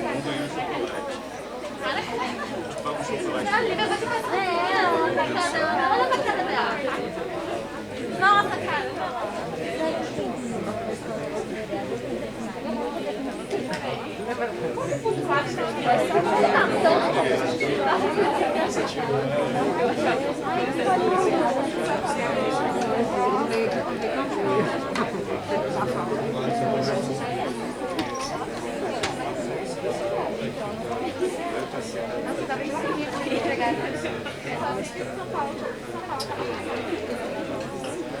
Todo mundo pegou as moedas? Alguém tá sem? Levanta a mão quem tá sem moedas. Aqui. Ó, aqui, ó, vocês boicotaram. 3 eu não sei, ó. Não, é que vocês estavam perto aqui, eu achei que tinha. Quem Tá quer? aqui, ó. Não, o namorado do Cristiano já comeu. Ele sabe que ele tem moeda. A gente sabe que ele já tem moeda. Não é legal, né? Tá, então todo mundo com moeda, né? Tem 3 moedas. Tem alguém que não? Só tem moedas. Todo mundo com 3 moedas. Então tá bom. Então eu vou explicar, tá? Tomara que dê certo. Né? Vou explicar alguns conceitos só para facilitar o jogo. Tá? Então um conceito é o conceito de dilema da segurança. Tá? Dilema da segurança. Então o que é isso? Né? Então o dilema da segurança são situações nas quais um Estado se arma para aumentar a sua própria segurança. Ele se arma. Tá? Mas aí isso leva outro Estado a perceber aquilo como uma ameaça. Então, vamos supor, se o meu Estado se arma porque o Edson é uma ameaça, o meu Estado. Né? Eu acho, entendeu? Uma pessoa que não pode confiar, etc. Essas coisas. Não tem informação, então eu gosto de me armar. Só que aí o Estado Edson percebe aquilo como um problema, como uma ameaça de segurança. Ele vai lá e se arma. Aí aquilo reforça em mim a ideia de que o outro estado é uma ameaça, porque olha, ele se armou, de fato. Então eu vou me armo mais ainda, ele vai se armar mais ainda, você tem uma escalada. E uma situação que do ponto de vista econômico é cada vez mais problemática, né? Porque você tem cada vez menos recursos para outras coisas. É um exemplo do que em inglês chama race to the bottom. Né? Você vai indo assim, cada vez pior, uma espiral assim, na qual a sua situação vai ficando cada vez mais complicada e a chance de um conflito, em muitos casos, pode aumentar. Só colocar assim, esses dados, isso aqui ó, é o percentual de gastos militares do governo britânico em relação ao PIB, tá? Todo o século XX. Então você vê que tem aquele começo ali relativamente baixo, depois tem um pico na Primeira Guerra Mundial, aí cai, depois um pico na Segunda Guerra Mundial. Chegou na primeira, quanto ali, 45% do PIB, 45% do PIB, 50% do PIB na Segunda Guerra Mundial para a guerra, gastos militares. Isso gerou o quê? Gerou racionamento, né? Gerou racionamento de tudo, de comida, de energia, etc. Tinha muito menos recursos para outras coisas, porque havia um esforço de guerra. Não sei se vocês já viram alguma coisa de teoria dos jogos, né? Especificamente o dilema dos prisioneiros. Tá? Então, o que acontece no dilema dos prisioneiros? Né? As situações vocês conhecem. Você não... Tá, então não precisa explicar, né? O que é o dilema dos prisioneiros? Explico? Ah, tá bom. Desculpa. Então, qual que é a história? Então, tem dois prisioneiros, né? Dois, sei lá, caras, né? E eles foram presos e eles ficam em celas separadas. Né? É uma simulação, né? Teoria dos jogos. E a eles são dadas duas opções. Eles podem dedurar o outro, né? Ou podem ficar quietos. Podem não falar nada. Caso eles não falem nada, cada um fica um ano preso. Caso eles não falem nada. Os dois fiquem quietos, né? Ficam um ano preso. Talvez tenham ali coletado algumas evidências de que eles de fato estavam envolvidos num crime, mas não muito, né? Não o que seria caso um deles denunciasse, entendeu? Desse os detalhes e tudo mais. Então eles ficam um ano presos, que é a situação do quadrante superior esquerdo. Caso um denuncie e o outro não, o que denuncia vai livre. Ele diz que foi o outro fez tudo, e ele ainda é, digamos assim, beneficiado, é recompensado pelo fato de que ele contou a história. Delação premiada. Delação premiada, ele ganha exatamente, ele ganha uma delação premiada, e ele vai livre e o outro se lasca e fica lá preso. 3 anos. É a situação do quadrante direito, quadrante superior direito, quadrante inferior esquerdo. E caso eles dedurem um ou outro, né, você tem mais evidência, né, de que o crime de fato foi cometido pelos dois, mas ao mesmo tempo você tem ali uma recompensa pelo fato de que eles contaram, né, de que os dois falaram a verdade, e cada um fica 2 anos. Qual o problema aí? O problema é o seguinte, que eles não sabem qual a posição do outro. Entendeu? Eles não podem combinar. Eles não têm essa informação. Então, a solução ótima, tá, é a do quadrante superior esquerdo. Cada um fica 1 ano. Então, o tempo somado dele vai ser 2 anos. Né? O tempo somado dos dois. Fica 1 ano. É ruim? Mas também não tão horrível quanto ficar 3 anos. Mas, em simulações, na prática, o que acontece é que um dedura o outro. Né? E eles acabam ficando 2 anos. Essa situação é o que chama de equilíbrio de Nash, que vem do matemático John Nash. O que é o equilíbrio de Nash? É uma situação de equilíbrio na qual uma parte leva em conta a estratégia do outro, ou da outra parte. Então, nesse sentido, entendeu? Vale mais a pena você arriscar a ficar 2 anos do que arriscar a ficar 3. Né? Porque se você não fala nada e o outro fala, você fica 3 anos. Então você tem uma opção aí de ficar, ou se você dedura, né, você fica 0 ou 3. Não, peraí. Se você, não, peraí, agora me compliquei. Enfim, assim, o ponto central, tá, é o seguinte, de que você leva em conta o que o outro vai fazer. Entendeu? Nesse sentido. O que eu vou fazer? Pô, mas será? Ele vai dedurar. Ele vai dedurar, eu acho que ele vai dedurar. Se ele me dedurar, eu vou ficar quieto. Né? Eu vou perder, digamos assim, o jogo, ficar 3 anos na prisão. Eu vou dedurar. Que no máximo é 2 anos. Então isso é uma coisa muito comum. Tá? Então vamos fazer o jogo. O jogo é o seguinte. Então cada um tem 3 moedas, né? É o seguinte, você tem 3 moedas, tá? Então você vai escolher o quanto de canhões, tá, e de manteiga você vai colocar. Canhões são armas, né? São armas. Imagina que você é um estado. Né? Canhões é armas e manteiga é todo o resto. Pensar assim na economia como um todo. Lembrando que quanto mais recursos você coloca para armas, menos recursos você tem para outras coisas. Então você vai escolher quantos canhões você vai colocar. Está jogando contra o outro, tá? Então em duplas, né? Joga um contra o outro. Você vai escolher quantos canhões você vai botar e quantas manteigas você vai botar.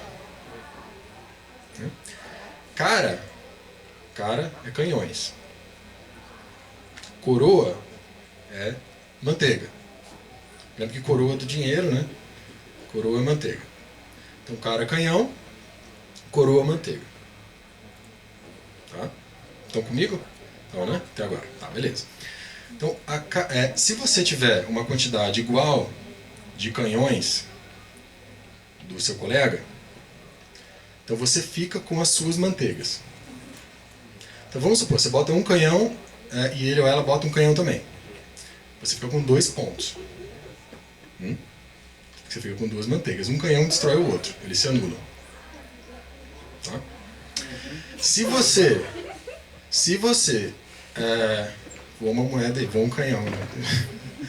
Se você tiver mais canhões que o outro, você fica com as suas manteigas e pega do outro. Entendeu? Porque você venceu o jogo via canhões, via militar. Tá? Então a gente tem 6 possibilidades em termos de número de pontos. Você pode ficar com 0, 1, 2, 3, 4 ou 5. 6 não tem como, porque se os dois colocarem 3 manteigas, você fica com suas manteigas, né? 3. Se você colocar um canhão e o outro 3 manteigas, você fica com as suas 2 manteigas e pega as 3 do outro. Tá? E aí depois a gente pode ver quem ganhou em cada dupla e quem fez mais pontos no geral também. Tá? De todo mundo. Então é sempre entre 0 e 5. Então eu e o Edson, que a gente vai fazer uma simulação. Ontem a gente fez uma e eu ganhei dele. Vamos ver agora essa vingança. Né? Vamos ver. Então ele pegou 3, né? E aí assim, vocês tapam, né? Não pode ver, é claro. E aí quando eu falar vai, aí vocês mostram, revelam. Né? Tá.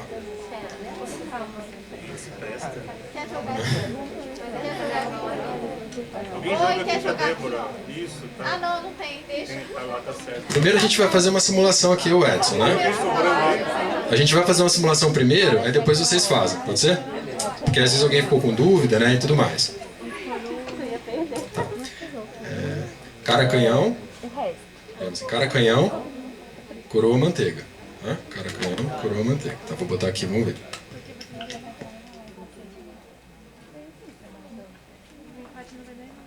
Vamos lá. Uma cara, 2 manteigas aqui. Botei 2 caras. Então você ganhou. Então ganhei. Viu? Eu só fiquei... Então aconteceu o seguinte, então eu botei 2 canhões e uma manteiga. Agora você botou um canhão. Você mais da paz. Né? Foi mais da paz. Acreditou na solução diplomática e tudo mais. Então foi um canhão, você deu mal, um canhão e 2 manteigas. Então eu tinha uma manteiga minha, né? Fiquei com a minha manteiga aqui e peguei as 2 manteigas do Edson. Fiquei com 3. Então eu fiquei 3 a 0. Tá? Então é isso. Então vamos lá, podemos fazer então? Vamos ver. Então, tem alguém que ficou sem dupla? Alguém ficou sem dupla? Levanta a mão. Não, né? Tá, então pode fazer. Aí quando eu falar já, você revela. Tá? Esconde do outro, não mostra não. Tem dúvida? Tem dúvida? Peraí, tem dúvida. Oi? Tem dúvida? Não? Tá. Tem certeza? Tá bom, então vamos lá. Ah, não mostra não, não mostra não. Tá, vamos... Então, mostra agora. Revela pro outro, vamos ver.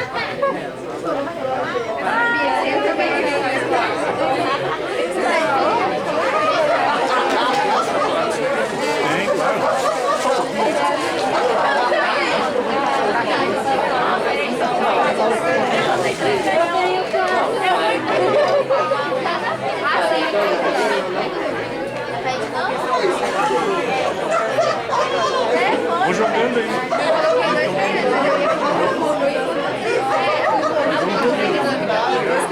Não, só uma vez. Vamos fazer uma rodada. Vamos fazer uma rodada. Vamos ver o resultado. E depois pode fazer mais, né? É. Tá, vamos lá. Eu vou... Tá, vamos ver aqui então.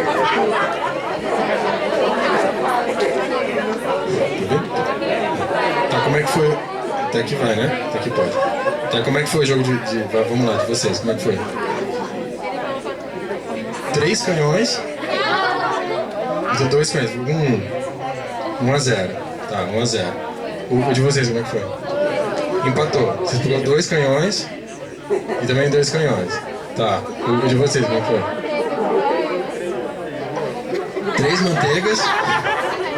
Ganhou do Edson de pacifismo, né? Ah, é? Foi. Como é que foi? Qual foi?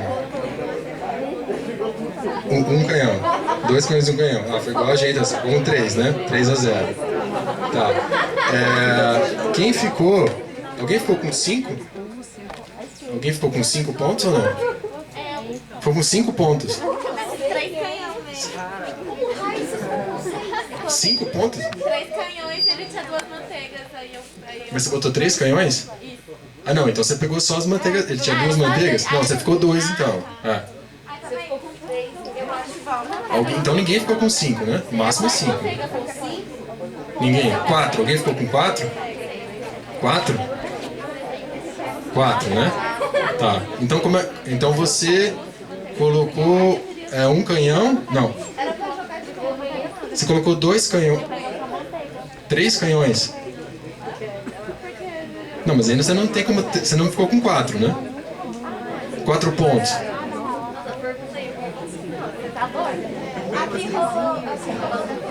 Como é que foi? Vamos lá, explica. Aí foi 3 a 0. 3 a 0. É uma. Você ficou com 3 pontos então, né? Então 4 ninguém. Ninguém ficou com 4. 4 não, né? Então 3. Quem ficou com 3 pontos? 3 manteigas. Levanta a mão. Quem ficou com 3 manteigas? Não, peraí, tem alguma coisa errada. 3 manteigas, né? Não? Bem poucos. 2 manteigas. Quem ficou com 2? Levanta a mão, levanta a mão. Pessoal. Tá, quem ficou com 1? Caraca. Quem ficou com 0? 0 manteigas, vários também. Tá. O que vocês acharam do jogo? Interessante.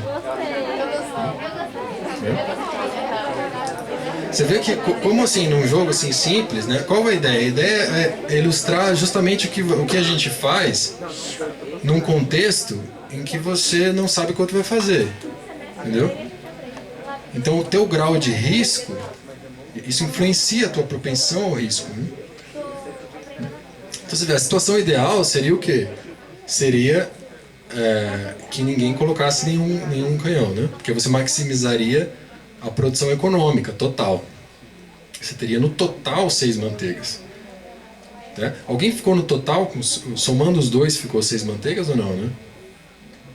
Alguém? Não, então você vê, né? Não teve nenhuma situação em que os dois colocaram 3 manteigas, né? Nenhuma situação. Que seria o ideal. O 3 manteigas seria isso aqui. Seria a situação, a ideal do dilema dos prisioneiros, né? Aquela de cima, quadrante superior esquerdo. Tá? Mas você vê que o equilíbrio de Nash, que é o que acontece na maior parte dos casos, ele não está, ele é outro, né? Ele é o que cada um faz, considerando a provável estratégia do outro. Tá? Então você vê como, mesmo no jogo, a ideia é ilustrar como na prática, né, as coisas acontecem, como recursos podem ser desperdiçados por causa de um problema de confiança e um problema de informação. Né? Isso daí a importância de entidades que garantam, tá, que acordos sejam cumpridos. Então você imagina uma situação agora na qual, vamos supor que o governo ucraniano topasse uma solução diplomática no seguinte sentido, entendeu? A Rússia ficaria com as áreas de Donbas, ficaria com a Crimeia, não? E garantiria a integridade territorial do resto da Ucrânia. Seria uma derrota para o governo da Ucrânia? Sim, seria uma derrota. Mas talvez não tão ruim quanto que poderia acontecer. Seria o colapso completo da Ucrânia. Tá? É algo que pode acontecer. Você imagina, de repente, se o governo dos Estados Unidos topa participar de um acordo desse tipo, União Europeia, etc. Pode acontecer. Mas a questão é como garantir que, entendeu, a Rússia no futuro de fato respeite os termos desse acordo. Entendeu? Aí você teria que ter um sistema de controle de armas, assim, quais unidades militares ficariam de fato estacionadas ali, a quantidade de carros de combate, a distância, ia ser uma coisa super complexa. Mas para garantir isso precisaria um sistema que monitorasse, né, aquilo constantemente. Tá? Então a ideia foi mostrar um pouco isso, espero que vocês tenham gostado e de repente no futuro podem fazer isso com alunos também, né, caso vocês sigam aí a carreira de docente. Edson, mais uma pergunta mesmo? A gente vai acabando por aqui. Beleza. Tá, Pode comer. Já podia ter comido há tempos. Pessoal, obrigado. Obrigado por tudo. Eu queria agradecer aqui mais uma vez o Rodrigo por ter se abalado até aqui. Ele está sediado no IPE do Rio de Janeiro, então ele participou de uma atividade ontem, participou de outra hoje, trouxe chocolate, então aqui foi uma festa. Tá? Agradecer mais uma vez, Rodrigo, pela preparação também, pelo conteúdo das suas falas, né, tanto a de ontem quanto a de hoje. Agradecer ao pessoal que participou do nosso evento hoje, nosso primeiro evento de integração.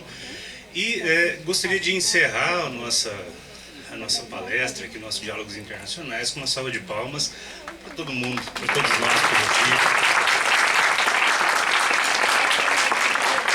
Que tenhamos um ótimo semestre agora no presencial.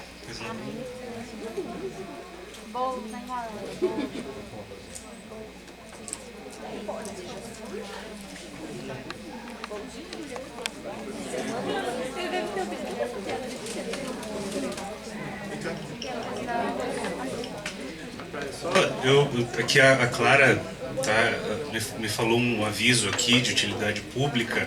Parece que teve uma invasão no banheiro hoje, no Moarama, né? Um rapaz estava filmando lá, então tomem cuidado com isso. Se necessário, se vocês desconfiarem de alguma coisa, existe equipe de vigias aqui, procurem eles, procurem o professor. Eles falaram que não ia fazer nada.